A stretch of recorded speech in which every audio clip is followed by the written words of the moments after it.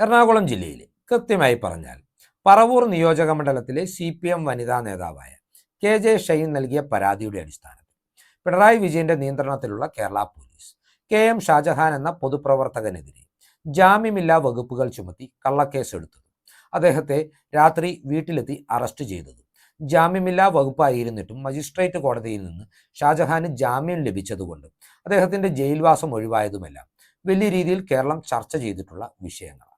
എന്നാൽ ഇതുമായി ബന്ധപ്പെട്ടിട്ടുള്ള ചില പിന്നാമ്പുറ കഥകളാണ് ഈ വീഡിയോയിൽ പ്രേക്ഷകരുമായി ഞാൻ പങ്കുവെക്കാൻ ആഗ്രഹിക്കുന്നത്.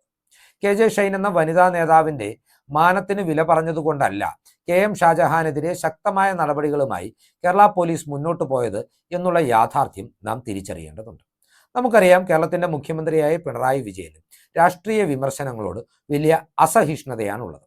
പ്രത്യേകിച്ച് അദ്ദേഹത്തിന്റെ കുടുംബാംഗങ്ങൾക്കെതിരെ ഗുരുതരമായ ആരോപണങ്ങൾ ഉയർത്തുന്ന ആളുകളെ വലിയ രീതിയിൽ പിണറായി വിജയൻ വേട്ടയാടാറുണ്ട്.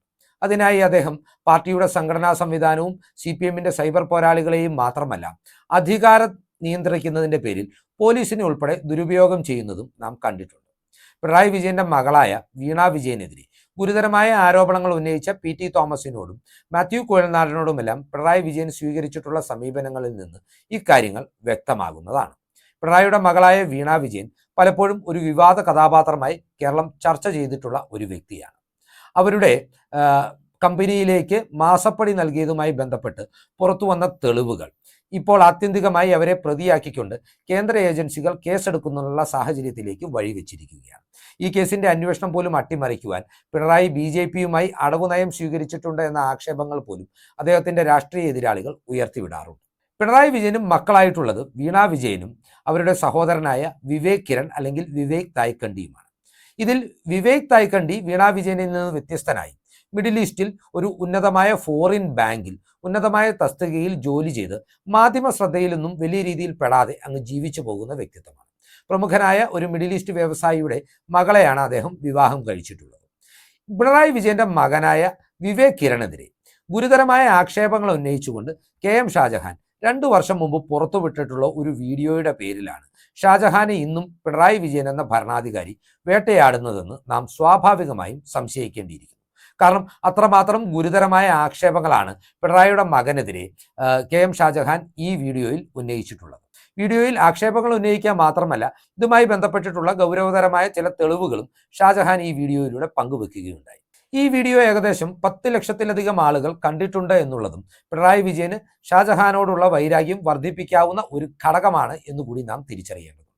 എല്ലാ കാലത്തും പിണറായി വിജയന്റെ എതിരാളിയായി VSനൊപ്പം നിലകൊണ്ടിട്ടുള്ള വ്യക്തിത്വം കൂടിയാണ് KM ഷാജഹാൻ. പാർട്ടിക്കുള്ളിൽ നിൽക്കുമ്പോഴും പാർട്ടിക്ക് പുറത്തു വന്നപ്പോഴും പിണറായിയോടുള്ള പോരാട്ടങ്ങൾ വിട്ടുവീഴ്ചയില്ലാതെ മുന്നോട്ട് കൊണ്ടുപോയിട്ടുള്ള ഒരു പോരാളി തന്നെയാണ് ഷാജഹാൻ.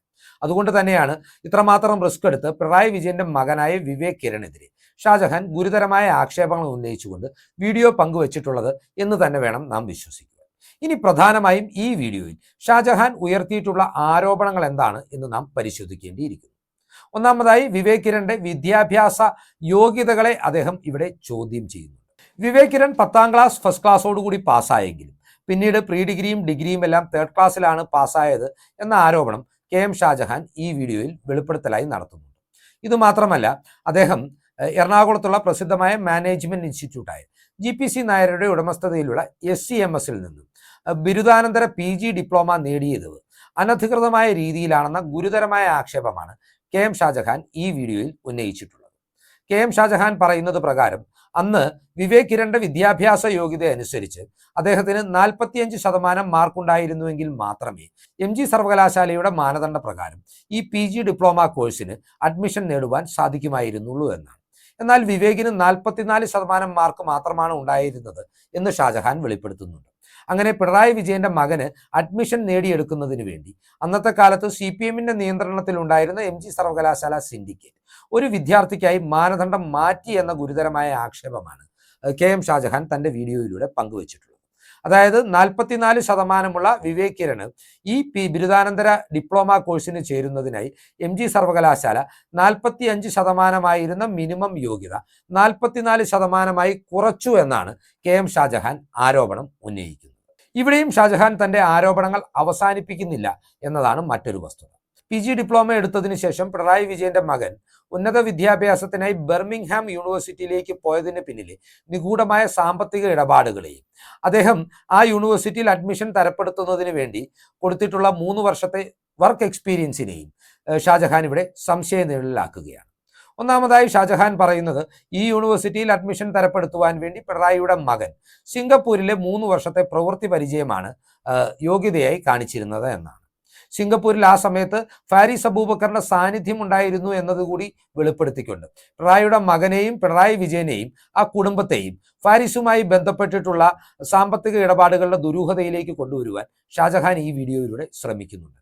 നമുക്കറിയാം VS അച്യുതാനന്ദൻ വെറുക്കപ്പെട്ടവൻ എന്ന് വിശേഷിപ്പിച്ച ഫാരിസ് അബൂബക്കർ എന്ന വിവാദ വ്യവസായി എല്ലാ കാലത്തും പിണറായി വിജയന്റെ മനസാക്ഷി സൂക്ഷിപ്പുകാരനും മാനസപുത്രനുമായിരുന്നു എന്ന്.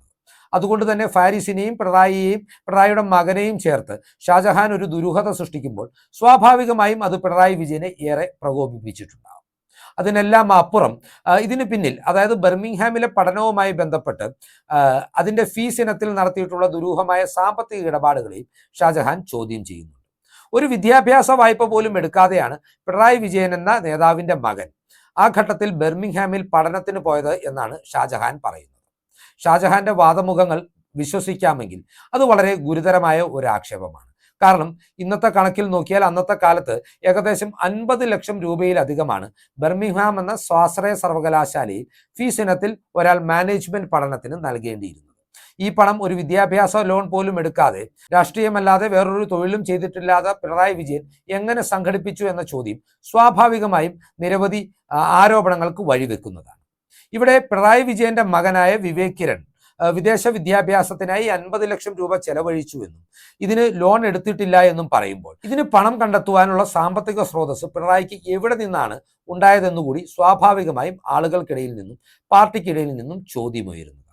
ഇനി ഭാര്യയുടെ ശമ്പളത്തിൽ നിന്നോ മറ്റ് ആനുകൂല്യത്തിൽ നിന്നോ പിണറായി വിജയൻ സ്വരുക്കൂട്ടിയ പണമാണെന്നും പറയാൻ കഴിയില്ല.